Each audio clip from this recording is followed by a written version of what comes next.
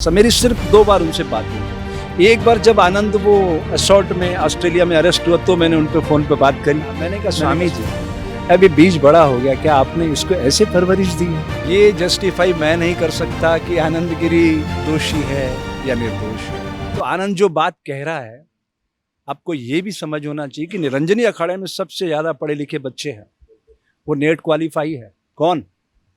वो लड़का Anand Giri net qualify. मैं उसके साथ एक प्रोग्राम में था प्रयागराज में। मैं जब पुलिस को ट्रेनिंग दे रहा था स्ट्रेस मैनेजमेंट थ्रू योग की, यही केपी सिंह डीआईजी था। डीआईजी मेरे कार्यक्रम में नहीं आया लेकिन आनंद के कार्यक्रम में था। मैं देख के हैरान था उसको।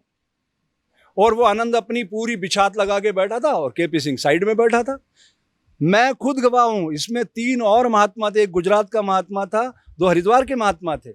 मैं वहां पहुंचा तो मेरे को लग गया कि ईगो में है लड़का। कौन? आनंद। थोड़ा उसको अहंकार है कि मैं इतने बड़े मठ से जुड़ा हुआ हूं। वो बड़ा शानो शौकत से बैठा था, केपी सिंह साइड में बैठे थे। तो मैंने क्यों आनंद बेटा, उसको मैंने डिमोरलाइज करने के लिए बेटा शब्द का यूज किया। क्यों आनंद बेटा, एक बात बताओ,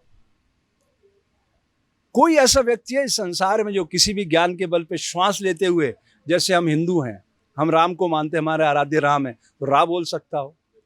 तो उसके चेहरे की हवाइयां उड़ गई।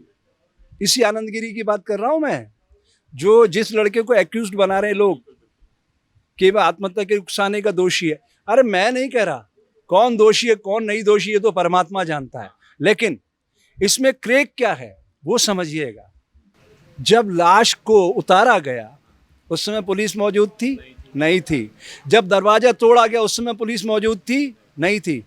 ये सबसे बड़ा क्रेक है, सबसे बड़ा क्रेक है ये। बात आप देखिए, ये बिल्कुल सही कह रहे हैं, चूंकि क्राइम सीन के साथ बिल्कुल छेड़खानी नहीं करनी चाहिए, ये कहा गया है बिल्कुल। मगर इसके बावजूद भी उन्होंने शव को जो है वो उतारा बिना पुलिस की अनुमति के, बिना पुलिस को इन्फॉर्म किए। तो ये वाकई में, अरे ये बहुत बड़ा गंभीर अपराध है। आप समझिए, अगर लाश लटकी हुई तो सबसे पहले उनको 100 नंबर को डायल करना चाहिए था कि साहब ऐसा लग रहा है कि स्वामी जी की तो ये कोई पंखे के साथ चिपकी हुई, या जो भी कारण बताते। पुलिस आती, वो देखती कि अंदर से दरवाजा बंद है, आइडेंटिफाई हो जाता।